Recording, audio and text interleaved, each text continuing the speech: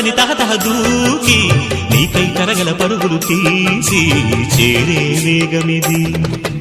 ఆరారు కాలాల వర్ణాలతో నీరాజనం నీకు అందించనా, ఏడేడు జన్మాల బంధాలతో ఈనాడు నీ ఏడు పండించనా. మరి తయారై